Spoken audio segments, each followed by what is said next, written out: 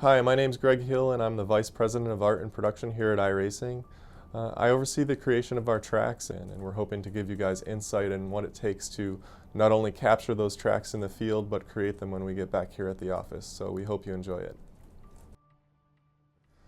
Mountain Panorama Circuit was one of our most highly requested tracks ever, and it's one which we've been trying to add to our service for years. We had some trouble, but our members, who are extreme fans of ours and lobby on our behalf in many ways, actually approached the local council of the circuit and lobbied to have this track added to our service. And we couldn't have done it without their help and their passion. This is a really unique track. It's a track that's made up of public roads, and it's only in its racing configuration so many times a year. And because of this, the seat time that the real race car drivers have at this track is incredibly rare. Because of that, we had half a dozen V8 supercar drivers contact us to gain early access to the track while we were developing it, and we were able to incorporate their feedback into the finished product. It took multiple visits to capture all of the reference necessary for this project. In the end, we had over 5,000 photographs, hours of video footage, and a point cloud with over 350 million points. This exceeded our previous high by over 100 million points, and this is because we captured not only the racing circuit, but the entire mountain itself. From the time we captured the reference to the time we rolled the product out to our service, there was a 4-month concentrated burst of development leading up to its release, but in all, over 2 years of man-hours went into the creation of the circuit. This accumulated to about 6 months more development than at any track we'd seen before. Right now we're looking at an overhead of the track in our development tool sandbox. This is the tool that we modeled the track in, where we imported the laser scan and we traced the track with our spline-based modeling tools. One of the unique challenges of modeling this track for us was just the extreme amount of elevation that needed to be accounted for. The road is essentially climbing a face of the mountain and then descending it. So we had to match up that road circuit with the surrounding mountain and fold the surrounding terrain into its edges from skyline, which you see right here, and then descending down to Forest Elbow, which you see here. We've just descended 44%, almost half of the entire descent of the mountain in essentially what is 1/5 of the length of the descent. So it's just an astounding amount of descent. It's a 12% grade, and it's just a wild ride going down through the S's past the Dipper into Forest Elbow. The lowest point is Murray's Corner, and the highest point is John Hinksman Vista. This is Brock's Skyline.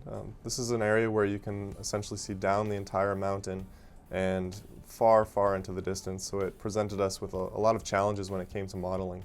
We had to make sure that all the subtle elevation changes and gradients of the mountain itself were correct, as well as the distant mountains. The track is surprisingly narrow. It's actually only 8 meters wide, or 26 feet, and you'd think it's a one-way road looking at it, but it's really not. In fact, several people live on the mountain and they use this road to commute to and from their homes. This distinct home is one of the homes on the mountain that is located in the cutting, and it's one of the more extreme ascents on the track as you ascend the cutting and you transition into Griffin's Mount.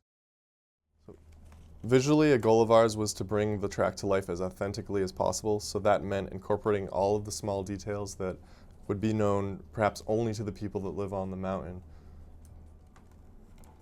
The residents of the mountain all seem to take great pride in their mailboxes, and almost all of the mailboxes are unique and handcrafted. The trees at this track play a really important role in the overall authenticity and look and feel, and they're a type that we haven't had at any track in the past, primarily gum trees. So we spent a great deal of time modeling this new set of trees just for this track, including many areas of the track where the leaves from these trees have fallen across the track. This mountain actually has an incredibly complex electrical grid infrastructure, which we've actually taken the time to model.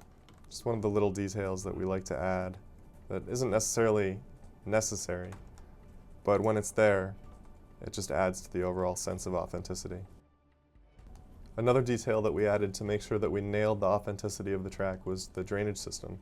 Surprisingly enough, the drains are used as reference points for many drivers entering various corners, such as this one entering turn 9 near Solman Park. The drivers track out and they use this grate as a reference for when to turn in. One of the really unique trees that we found is this one here, which you can see has been carryingly badged by a Ford fan. I'm sure the Holden fans will not be too pleased to see this in the sim.